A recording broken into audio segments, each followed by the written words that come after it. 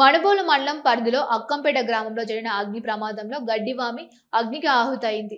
వడ్లమూడి సుబ్రహ్మణ్యం అనే రైతుకు చెందిన 10 ఎకరాలకు సంబంధించిన 600 మోపుల గడ్డి తగలబడడంతో గమనించిన స్థానికులు అగ్నిమాపక సిబ్బందికి సమాచారం ఇచ్చారు. సమాచారం అందుకున్న సిబ్బంది వెంటనే సంఘటనా స్థలానికి చేరుకొని మంటలను ఆర్పేందుకు ప్రయత్నించినప్పటికీ గడ్డి పూర్తిగా కాలిపోయింది. దీంతో రైతుకు 60,000 రూపాయల నష్టం వాటిల్లినట్లు తెలిపారు. ప్రమాదానికి సంబంధించిన కారణాలు తెలియాల్సి ఉంది.